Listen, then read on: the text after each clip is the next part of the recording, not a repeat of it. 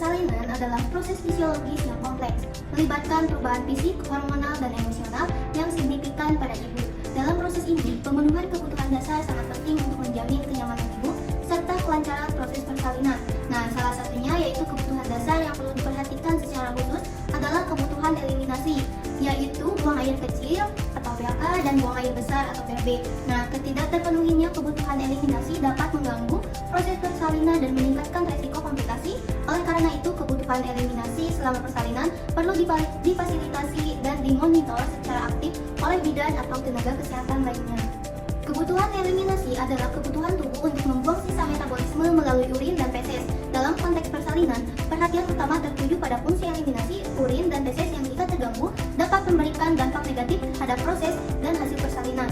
Nah, selama persalinan terjadi perubahan fisiologis yang memenuhi sistem eliminasi. Tekanan dari bagian terendah janin pada plexus sacrum yang menyebabkan gangguan pada saraf yang mengontrol kandung kemih dan rektum. Nah, akibatnya ibu dapat mengalami retensi urin atau justru keinginannya berkemih yang terlalu sering, rasa nyeri dan ketidaknyamanan, kurangnya privasi, serta pengaruh analgesi atau anestesi juga berkontribusi terhadap gangguan eliminasi. Ada kebutuhan eliminasi urin. Yang pertama ada kandung kemih dan retensi urin. Kandung kemih yang penuh saat persalinan dapat memberikan tekanan pada uterus, mengganggu kontraksi, serta menghambat penurunan janin ke dalam rongga panggul. Jika dibiarkan, kondisi ini dapat menyebabkan beberapa komplikasi, seperti menghambat penurunan bagian terendah janin, terutama jika berada di atas vena ischiadica. Nah, yang pertama itu menurunkan efisiensi kontraksi uterus atau PIS. Terus yang kedua menimbulkan rasa nyeri yang tidak dikendali ibu karena bercampur dengan nyeri kontraksi. Terus yang ketiga itu menyebabkan tetesan urin saat kontraksi kuat, terutama pada kala 2. Dan yang keempat memperlambat kelahiran plasenta. Terus yang terakhir meningkatkan resiko perdarahan pasca persalinan karena uterus tidak dapat berkontraksi optimal. Nah, terus yang kedua itu ada retensi urin dan penyebabnya. Retensi urin selama persalinan dapat disebabkan oleh beberapa faktor. Antara lain yang pertama tekanan pada plexus sacrum yang menghambat impuls saraf ke kandung kemih. Yang kedua distensi kandung kemih yang menekan reseptor saraf pada dinding kandung kemih. Yang ketiga tekanan langsung bagian terbawah janin pada kandung kemih dan uretra. Terus yang keempat kurangnya privasi dan postur yang tidak nyaman. Yang kelima ketidakmampuan ibu merasakan keinginan untuk berkemih. Dan yang terakhir pengaruh anestesi regional, epidural, blok pudendal yang mempengaruhi saraf vesika urinaria.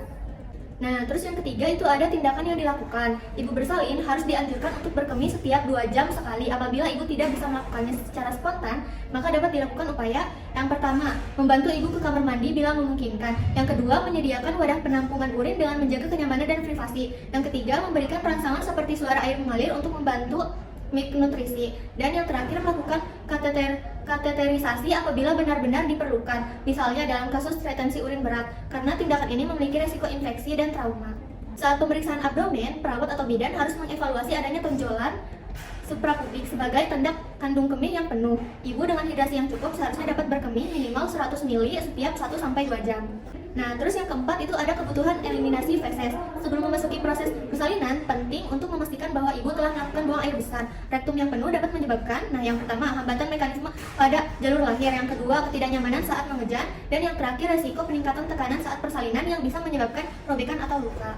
Jika ibu menyatakan ingin BAB saat kala 1 fase aktif, bidan harus menilai kemungkinan tanda-tanda memasuki kala 2, seperti perasaan ingin mengejan, tekanan di perineum, atau pembukaan serviks yang lengkap.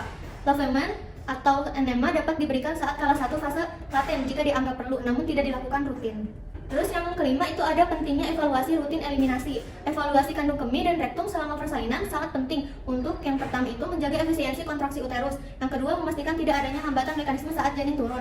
Yang ketiga mencegah komplikasi pasca persalinan. Dan yang terakhir meningkatkan kenyamanan ibu dalam menjalani proses persalinan. Tenaga kesehatan harus aktif memantau dan memfasilitasi kebutuhan eliminasi ini dengan menjaga komunikasi terbuka, memberikan edukasi, serta menciptakan suasana yang mendukung kenyamanan dan privasi ibu.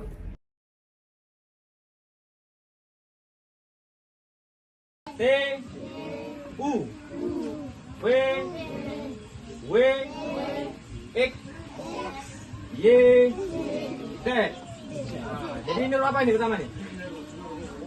A, betul. Yang ini? Yang ini? Huruf. Enggak abang kasih tahu ini apa nih? Huruf? Tadi sudah dikasih tahu?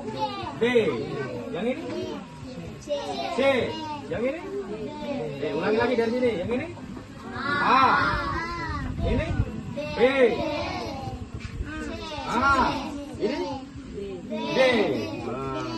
maju satu-satu coba. Abang mau coba dulu. Mana adik? Mana yang udah hafal mana? Yang sudah hafal mana?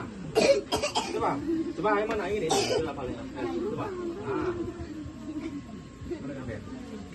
Ini.